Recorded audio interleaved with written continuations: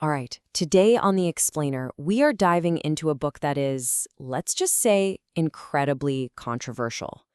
We're talking about Esther Vilar's 1971 bombshell, The Manipulated Man. Now, this is a book that basically takes everything you think you know about gender and power and just turns it completely on its head. So, right out of the gate, Vilar hits you with this. Could it be that strength, intelligence, and imagination are not prerequisites for power, but merely qualifications for slavery? I mean, wow. This single question is the absolute foundation of her entire argument. She's not just trying to be provocative here. She's literally challenging the very definition of power. So let's get right into her central thesis. Vilar's main argument is, to put it mildly, a total shocker. She claims that our society isn't a patriarchy at all. No, she says it's actually a system that's been cleverly and secretly built by women for the specific purpose of exploiting men. Okay, so to really get where she's coming from, you have to look at how she defines the sexes. And her definitions are, well, they're brutally simple. A man, he's a person who works to support himself, his wife, and her kids. A woman, she's someone who doesn't work, or maybe just for a little while, because she's supported by a man. For Vilar, this economic setup is the bedrock of, well, everything. And she uses this great little anecdote to show what she means.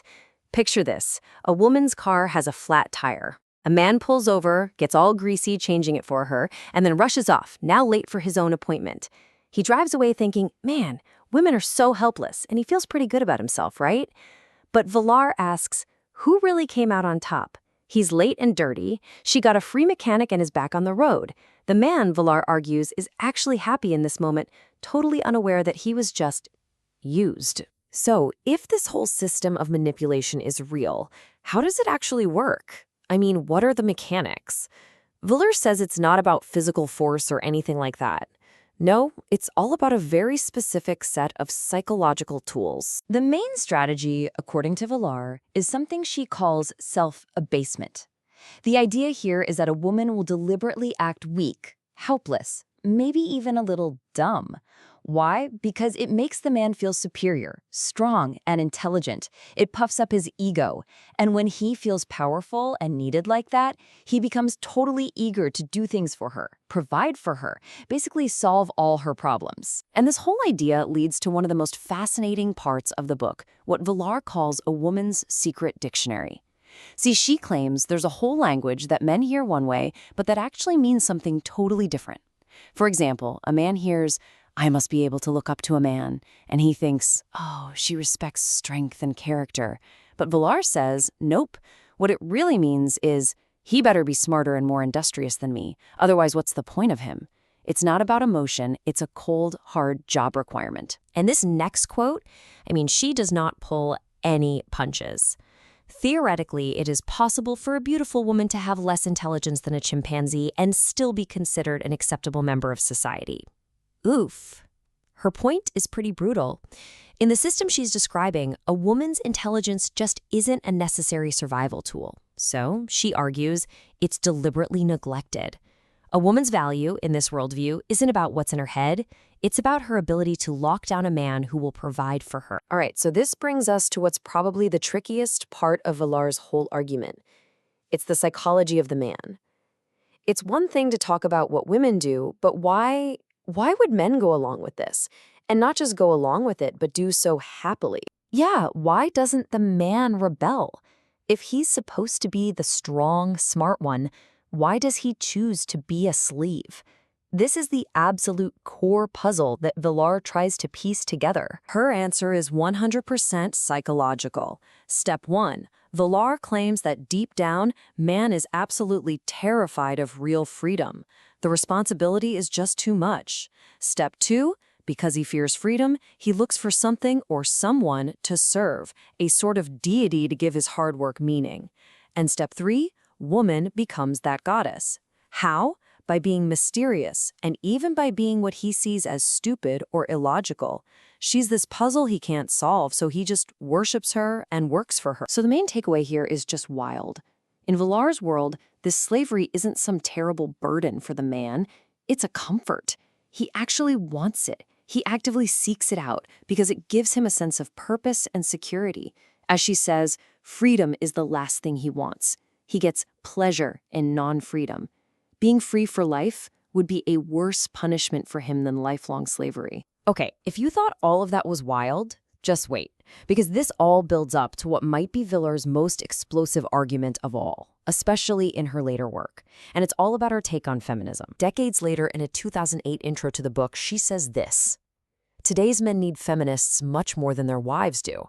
Without their arrogant accusations, the macho man would no longer exist." Whoa. So she's claiming that feminism, instead of helping, is actually propping up the whole system of manipulation. You've got to be asking, how on earth does she figure that? Well, here's her logic. Think about it. When feminists describe men as these powerful, ruthless, controlling figures, it actually flatters the male ego. It's exactly how men want to see themselves. It reinforces this illusion that they're in charge, which, she argues, keeps them completely blind to the fact that they are, in her words, the sacrificial lambs. So, fast forward a few decades from when the book first came out. Did Vilar think things had gotten any better for men? Well, in 2008, she kind of gave us her own modern-day scorecard. Let's take a look. She points to a bunch of stuff where she says men are still getting the short end of the stick. For example, men are the only ones drafted for war.